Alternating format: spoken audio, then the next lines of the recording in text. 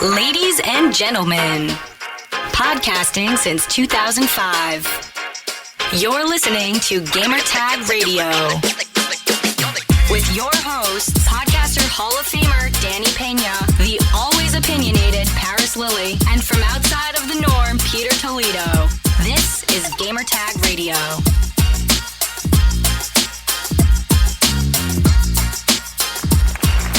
All right, so welcome to a last-minute emergency podcast episode of Gamertag Radio, and also joining me for this episode, we have Mandy, aka Lady Luck. Woo woo! What's up, everyone? Yeah, last minute. We decided on this like an hour ago.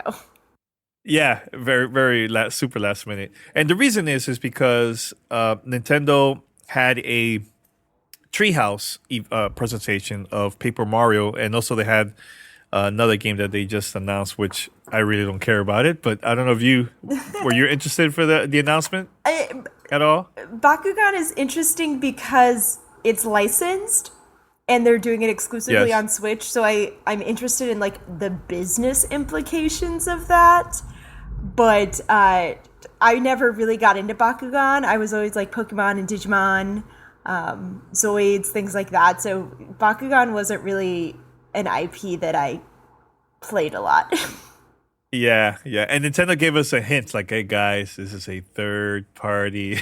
Well, it's because they said something was going to come from Way Forward, and then speculation apparently got so out of hand that Nintendo felt very strongly they had to walk it back a bit to manage expectations. So they were like, hold on, guys, it's a third party IP, like, cool your jets. Hey, at least it's better than just staying quiet the whole time, you know? Oh, yeah, because then, of course, it would have just turned into riots on Twitter. Yep. So, everyone, head over to gamertagradio.com, post your comments and feedback. You could also find us on any podcast app. Just search for Gamertag Radio.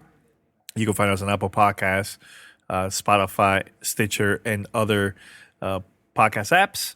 Just make sure to post a review. If you can, subscribe, follow us. It will help us out.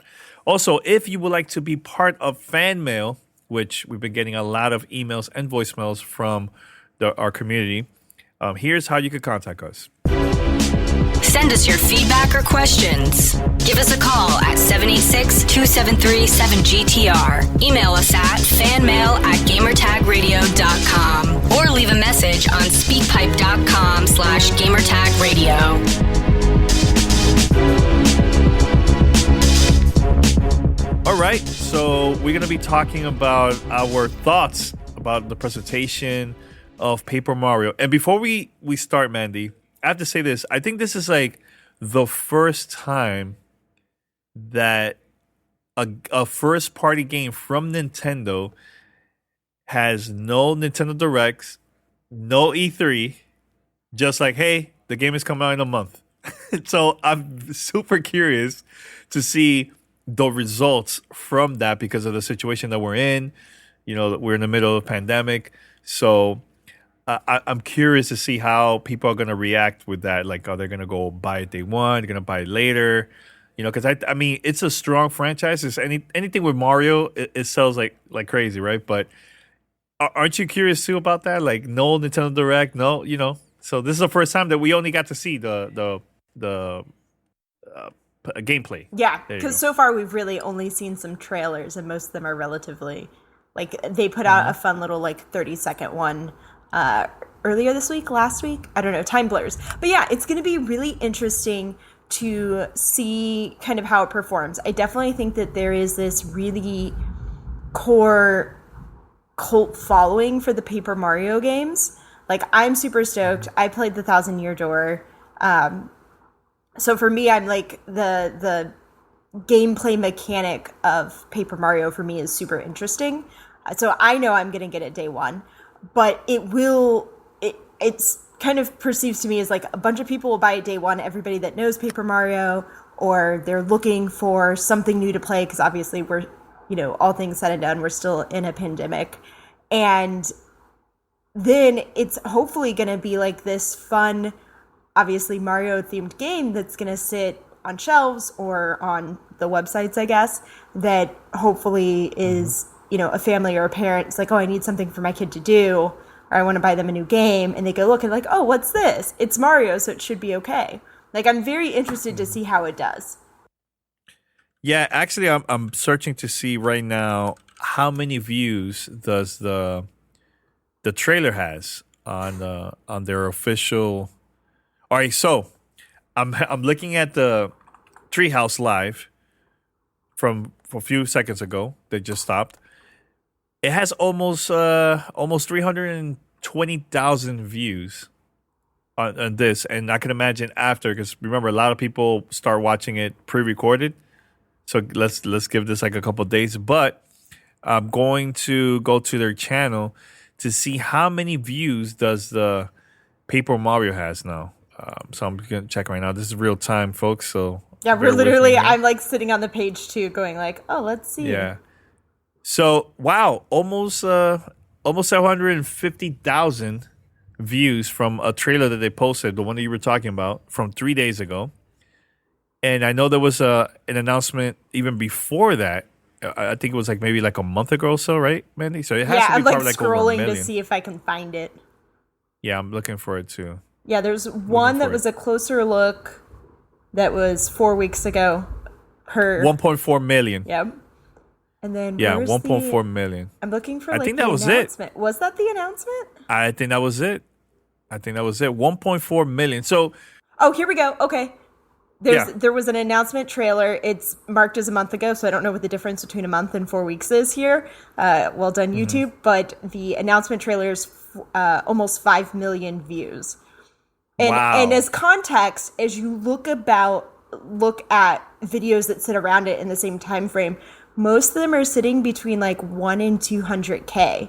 So like the exception is this performance of the Animal Crossing New Horizons theme song that has 1.2 million views. So for all that we're joking about, like nobody's seen it, like comparatively to the rest of the content that's on their channel, it's performing many, many more times in terms of people seeing it and watching it. So maybe it's bigger than we thought. Insane. Yeah, so I think this is gonna sell a lot of units, man, a lot. And remember, people, especially the Nintendo Switch owners, we're very hungry for new content, especially first party, anything when it comes to like Nintendo. So I think this is gonna sell pretty well. I think we'll see. We'll see. Right now, I mean, you can't compare views to like actual sales, but it just gives you an idea of interest. So you're saying like, you know, either a bunch of us are just rewatching the trailer over multiple times, which is a possibility. We're just nerds and we're like, oh, that was really cool. I'll watch it again. Or there is a significant amount of interest in the game. But it's cool. It's cool to see that, though. Very, very cool. Now, let's talk about what they showed us, the gameplay footage, because they were playing actually live on the stream. Do you like the fighting mechanics in this? Because this seems very different than the previous Paper Mario games. It does. So it was funny because I was taking notes as I was watching it, and it's interesting in the sense that I'm intrigued by this idea of puzzle solving and like what it takes to complete a battle. So we got to see a couple of like shorter, basic, like running into common enemy battles, and they actually showed a boss battle as well. I had that split second where as I'm watching it, I'm going like, this seems like it's going to be a really long boss battle, but that could also be because I'm watching and not playing. Yes. So I'm intrigued. Like conceptually, I like the idea of what they're trying to do. I'm not sure if I'm going to feel the same way once I actually play it. Yeah, I have the same thoughts too. Because, I mean, look, Paper Mario reminds me kind of like the old school RPG from Super Mario RPG. Remember that Square Enix? Like, but it's always been a little bit different. But it reminds me of that type of vibe, like the old Paper Mario's. With this one, it's RPG-ish, but it's also puzzle solving too in there. So at first, I was kind of like, I don't know. But then once I started watching like the bosses and the enemies, like the battle was getting more difficult and difficult. I'm like, you know what? I could try this out. I think I'm gonna like it. I just didn't like the trailer what they showed, 'cause I think it seemed too easy. Yeah. But watching the boss battle, I'm like, okay, this is gonna be challenging right here. And Right? and the battles they showed, now granted, we say all of this because we're watching people that have played the game before and their intent is to show it to us. So I don't want to say they took the easiest path, but the couple of those like common enemy battles, I was like, oh, that's super simple. And but then as you said, watch the boss battle and you're like, oh, this, like, it gets more complicated. I can totally see people trying to like max out that puzzle element. Then people like me who are like, dude, I just want to finish the battle and progress the story. Yeah. But yeah, so I definitely, like, I'm intrigued. I'm willing to give it a chance. Like, I'm not immediately, now having seen more, I'm not immediately in fear of what the combat will be like, but it's absolutely one that I have to be able to go through and actually play it myself. Yeah, yeah. And what are your thoughts of the enemies, the story? Oh my god! So I Also- think I have a note here that's basically one note that's all caps that says "so cute," which is basically the So whole cute. thing. And then I have the one immediately beneath it that says all the puns. So I Yeah. think, like, conceptually, I like this story. I'll definitely say that I felt like they were drawing a lot of parallels to Breath of the Wild, to Zelda. Like, that the castle ends up getting kind of taken over, and then suddenly it's, I don't know, like, that idea that you need to now go to other places in the world and defeat something and be able to kind of open up the path to the castle. It's very Breath of the Wild, sacred beasts. The fact that you can find toads hidden across the entire world, and that getting them provides you some additional benefits. That's very much like finding the little Kuroks characters in Breath of the Wild. So I mean, I thought that was interesting, but I'm not against it. And honestly, like, there were just like some funny little things, like, Princess Peach walks out and she's Origami, and what is it she said? I think the thing I caught out of it was like, "Are you going to crease yourself and be reborn like me?" And I'm like, oh no. Yeah, that part of where you were talking about Toad. So you could actually summon Toads or multiple Toads to help you. So I know one of the parts that we got to see was the boss battle, and the person that was playing actually summoned a bunch of Toads, and they were like all over the place surrounding the boss, and they gave you also health. Am I wrong? Was that the only thing they did, or was there other things besides that? Because I feel like his health was kind of low.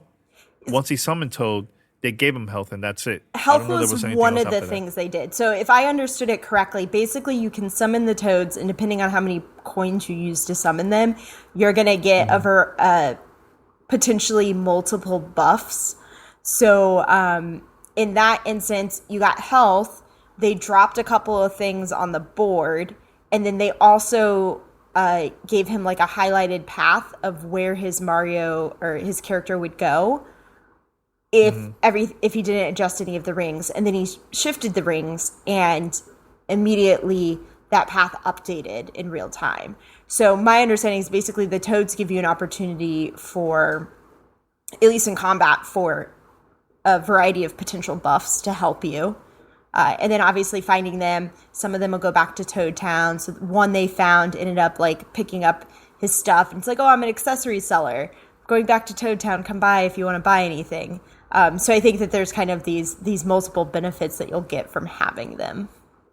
Yeah. So I noticed there was 3 type of combats that we got to see. One is the easiest one is you line up the enemy, and you could go. It's like a circle. I want people to picture this. It's a circle, multiple circles that you could switch, and you could rotate until you put the enemies into like a straight line, one after each other, right? And then you will jump on top of the enemies, and you will kill them. That's one, right? The second one was, now there's more enemies, but now you can use your hammer to battle with them once you rotate and you figure out like the correct format, and then you could use your hammer to attack them. Now with the boss, I noticed it was like a path where you could also pick up items, go to like certain areas where you could battle the enemy at the front or at the back. But that part seems very tricky because it depends. If you follow the arrows, it will take you to like different locations. And you could also get, if you go to the wrong location, the boss also will attack you, and it will hurt you big time. So you have to be like really, really smart on where you're gonna go. So, but you could also rotate the circle, and you figure out where to go in that location to battle the boss. The rings, like I feel so bad for all the people that are listening to this, going like, "What? Go watch the gameplay video." That will give you context. But yeah, yes. It's super interesting because, as you said, like it evolves when you get from like one enemy to multiple enemies to a boss battle. And it was interesting to kind of see the escalation of how difficult the combat could be, and the kind of the implication of not just the puzzle element, but I guess like the strategic thinking you're going to have to do to like, okay, what's going to have the most impact on this enemy? Or I will say, throwing in it sounded like they were explaining that your various weapons can have an impact, or can not have an impact, can wear over time, I guess. Like in the boss battle, he had multiples of everything, and I was like, oh, is this going to be like Breath of the Wild, where your weapons eventually break and you have to find more? Yeah, it reminds me of like Skyrim and like those type of RPGs that you have to fix it in order for your weapon to come back and be normal. Yeah. If not, if it's damaged, then it's going to be a lot weaker. If you try to battle enemies, it's going to take you a lot longer to defeat them because of that. Yeah, that was interesting. Yeah. So I didn't catch if it was Skyrim where you have to repair things, or if it was Breath of the Wild where eventually they'll just disappear or be destroyed after too many uses. But it definitely, again, it adds more and more layers to the strategy of what you do when you go into combat. Yeah. What are your thoughts of Bowser? Oh my God, He it looked was very- so great. It's like a little piece. Yeah, so like a little piece so there. we saw him, and I was laughing too, because when you're watching the trailer, so this is, spoilers for anybody who hasn't watched it yet, or the gameplay that they were playing, Mario grabs him and tries to fling him out, and I was so sure he was gonna unfold, and he didn't, and then he's like, I thought I was gonna unfold. Like, exactly. And then he's like running up the stairs, but he's still like that folded paper, so he's like struggling to run up the stairs. I saw somebody on Twitter call him a pizza box, and I was like, yep. Yeah. Later part in the game, he will turn into regular Bowser. The thing is, he's missing pieces, so it looks like he's like your companion. Yeah. Just there walking around. So it reminded me of another RPG, which was Fable 3. Yes. Where you have a companion, a dog, that's like after you the whole time. Wow, So it reminds calling me of that Bowser a type of dog. Yeah, hey, You're putting him on that level of it. Yeah, but that was the thing. So it was interesting because they make the Origami King look very, or they set him up very much as this enemy that everybody in the Mushroom Kingdom is going to have to work against. So the fact that you are running around and helping Bowser, there were a couple little clips in one of the kind of video, like pre-cut trailer videos that they did that showed, I think, Kid Bowser and things like that. So you're like, oh, I might actually have to work together with enemies who are typically, or with characters who are typically enemies to Mario. I also like that there's just a bunch of puns, and that there were a bunch of puns, and that the companion, one of the companions you pick up, one of the origami guys, is also consistently, like, they showed at least 3 times where he's like, I have faith in Mario because he has a mustache. Yeah, no, it looks interesting. I mean, the game comes out like in a week or so, right? The 17th, in a week. The 17th, there you go. So it's very, very soon. Hopefully I'll get a copy from Nintendo. I'm not sure yet. They always send me codes and stuff, so we'll see. But I'm excited to play this. I've been playing a lot of Nintendo Switch lately, more than anything else, because I've been the other day I purchased the BioShock collection. So I started playing BioShock Infinite, which to me, in my opinion, is the best of the series. I finished that game. I also finished recently BioShock 2, which originally I didn't like the game when it came out back in the early days. Was it because of the multiplayer? because of the multiplayer, and I just found the game boring. But finishing the game now, I appreciate it a lot more now. So it's pretty good. So, and I'm also gonna go back and play part one. So I'm going like from 3, 2, and now You're working your way backwards instead of that's the other starting one. at the beginning. Yeah. But I appreciate 2 a lot more now. But I think as the series, Infinite is the best one. I just love the animation, the enemies, the environment, the boss battles, the music, the voice acting. It was a lot more. I think BioShock 1 and 2 seems a lot darker, very, very darker, and it was kind of creepy at that time. BioShock Infinite was more like, what's going on? What's up with these people? It was like a lot of questions, you know? Yeah. It was creepy, but creepy in a different way.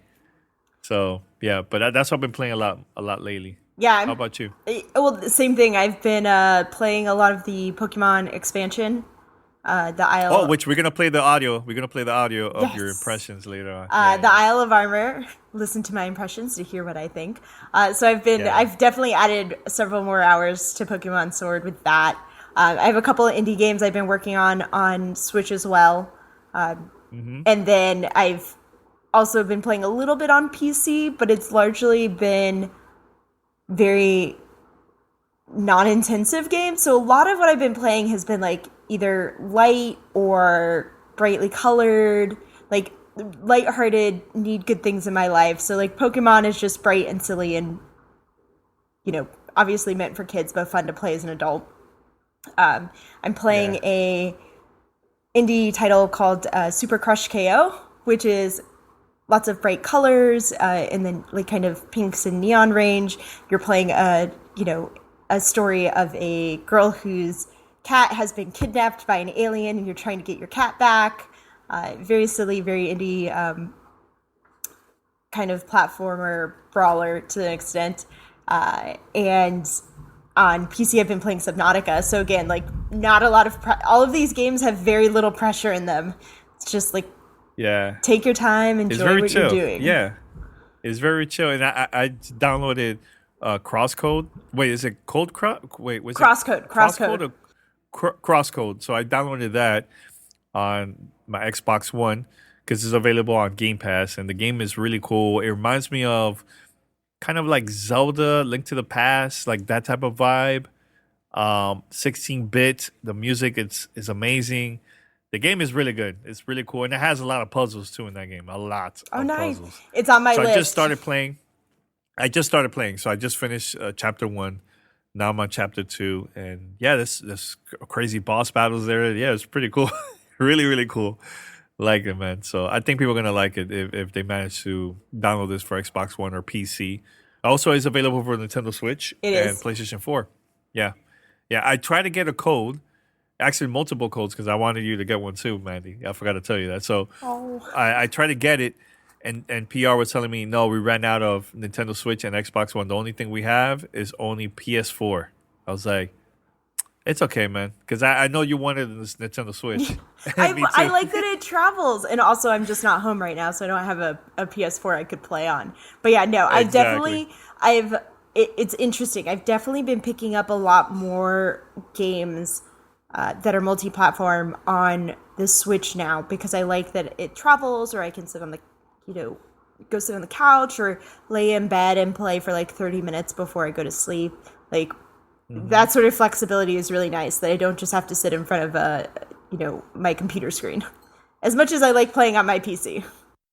Yeah, and the thing that I've been doing a lot, and I'm gonna play the Pokemon impressions here, like the expansion very, very soon, in a few minutes. But what I've been doing too is I love playing single player games on my Nintendo Switch because those games I could travel, I could go take the train, or on my home, I just want to just lay back, stay away from online, and I just start playing. So Skyrim is one of them. I did that with The Witcher 3 for Nintendo Switch. Now I'm doing BioShock and Crosscode. So those are games that just, hey, man, I just want to play by myself. I don't want to do no battle royale or any online activities. Just playing single player, and I'm good. So yeah. So hopefully we're gonna get more of those type of content in the future for the Switch. So, all right, Mandy. So we're gonna play your audio of. You want to do a little introduction before I play it? Oh, yes. So you'll get to hear some initial first impressions of the Pokemon Sword and Shield expansion, the first part of it, which is the Isle of Armor. At the time, I had not yet completed the full story portion of it, so you're going to kind of just get overall first thoughts on the environment and what you're going to see there, the characters you're going to run into, and some of the story tasks that you're going to get to complete as you kick off the Isle of Armor. Awesome, and thank you to Nintendo for providing us with the code, and I also gave one code away to one of our Discord members. I just randomly put it on Discord on our Pokemon channel. And somebody randomly picked it up. I don't know who did, but shout out to you, whoever did. Hopefully you're enjoying it. Yeah, and have fun, for sure. Have fun. All right, so we're going to play the audio right now, and we'll be right back after this. You're listening to Gamertag Radio.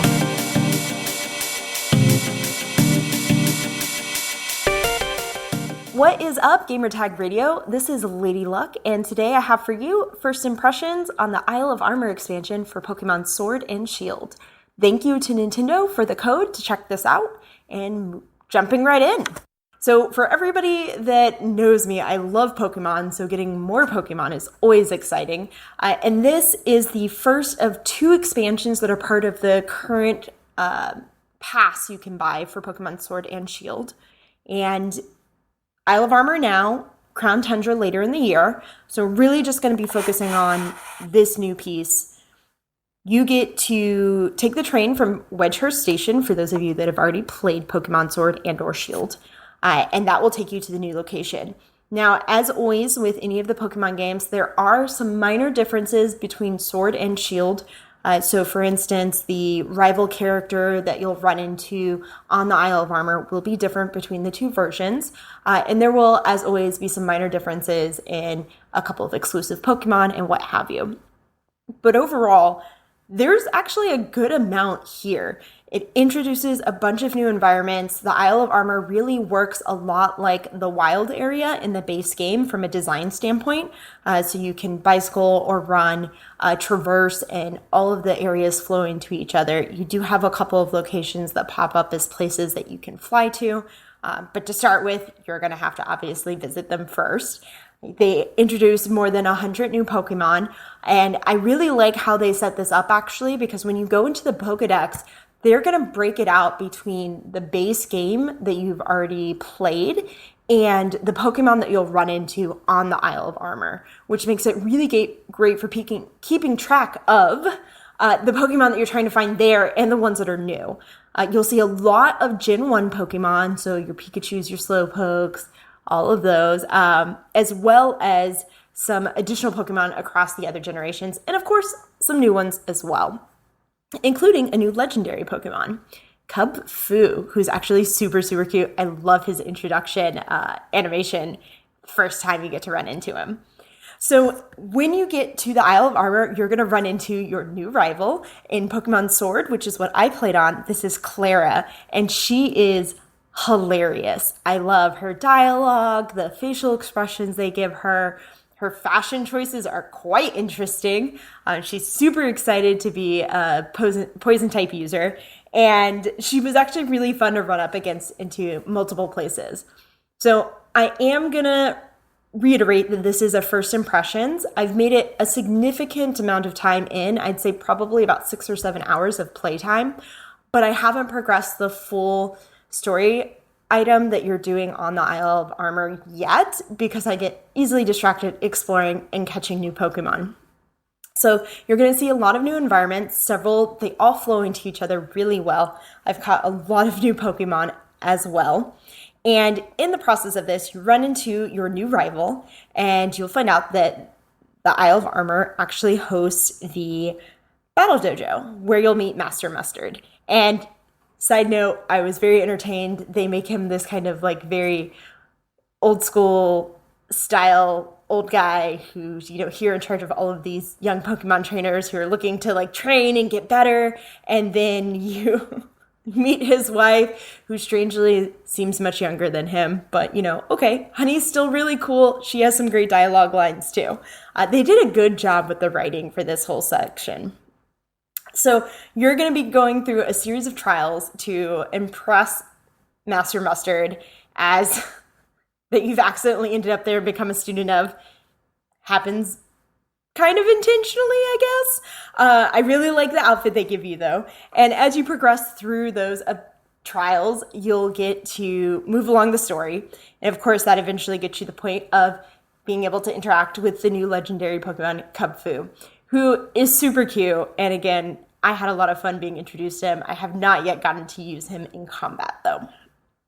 So I think the main thing here is that you're going to be able to explore a lot of new area. I haven't even been through all the portions of the island yet. I've still missed a couple of them. And honestly, while I've been through kind of the primary environments, I have not yet been able to actually fully explore all of them. So I think I have a number of hours left to really go check things out, go offshore, take my bicycle that can go on water and check out some of the small islands. I found like a Pokemon way in the distance. So I was like, is that a Pokemon? I don't know. Let me go out there. And like disappearing into the horizon before I found it. It was a Pokemon, spoiler. You're going to meet a lot of interesting new people, which most of them are quite entertaining. There's really this interesting family that deals with Digletts. I'm not sure where that's going, but okay, yeah, cool. It's fine. It gives you something to do as a side. And just a lot of interesting, you get to build out your Pokedex. You get to see kind of these new areas. And I've had a lot of fun doing that. And then obviously progressing the storyline with the Battle Dojo and the characters like Mustard and in Sword Clara. As I mentioned before, in Pokemon Shield, that is a different character. But I'm imagining that the progression leads much the same. And of course, you'll also find other things like people who are there that would like to trade for Pokemon from the region that you've been in and all other little things like that. So overall, I've found that I'm really enjoying playing through the Isle of Armor expansion if you played Pokemon Sword and or Shield and enjoyed it, or if you've been thinking about them. I do think that the expansion is quite fun and well worth it. And keeping in mind that the expansion pass, which is $30 US, includes the Crown Tundra, which is the next expansion releasing later this year, I feel like you're getting a lot of extra content. So if you've played those games and you're really looking for more to do or a bigger Pokedex to complete, absolutely worth picking it up. And if you're still not sure yet, there'll be time in the future. So thanks for listening. Once again, this was a quick first impressions of the Isle of Armor expansion in Pokemon Sword and Shield, and I am out. This is Gamertag Radio. Voicemail at 786-2737-GTR. All right, Mandy, thank you for your audio. Quick impressions of the new expansion of Pokemon, right? Part 1, you said? Part 1, yeah. So the expansion pass that they did is 2 parts. The Isle of Armor, which is already out now for Pokemon Sword and Shield. And then the Crown Tundra will be coming out later this year to both versions as well. It's just marked as fall, so I'm expecting like a September, October release date. Yeah, I see more October than September. Because I think October, it will be the 1-year anniversary of Pokemon, right? Yeah. Has it Yeah, been it came that out long? Yeah, it's been that long. I don't know. Make sure, go look it up. But I think I'm 100% sure it came out in October. I'm gonna be like, right. it's gonna be totally I think it's October because I remember November. Okay, It was November 15th. close enough. So we were both wrong. Close enough. I just want 2020 to be over. That's a problem. Dun, dun, dun. Yeah, the first half of this year has felt like a century. But yeah, no. So if you pick up the pass, the expansion pass for either Pokemon Sword or Pokemon Shield, or both, if you are that much of a dedicated Pokemon player, you'll get some additional content later in the year. Awesome. All All right. Well, just want to say thank you to Mandy for joining this emergency podcast episode. And look, that's going to happen once in a while when anything Nintendo related. I'll definitely hit you up, Mandy, so we can make it happen. You know it's going to happen. I'll be like, yes. I'm like sitting here going like, I want to tell you about what I've seen. Yeah. No, it's cool. It's cool. But everybody, head over to gamertagradio.com. Put your comments and feedback. Listen to our past episodes. Also, you can find it on any podcast app. And make sure to also follow Mandy on Twitter. That's LadyLuck34. Once again, LadyLuck34 on Twitter. And let her know that you listen to this episode and you like the review or you hate the review and you hit her up. I am totally open to hearing feedback and having a conversation that might devolve into an argument. But that's cool. Yes. Yeah, she's ready for it. She's ready for the challenge. I am ready. Let's go. Let's go. All right, so we're going to wrap it up here. This is Danny. And Mandy. Until next time, thank you for listening. See ya. We're out. Bye.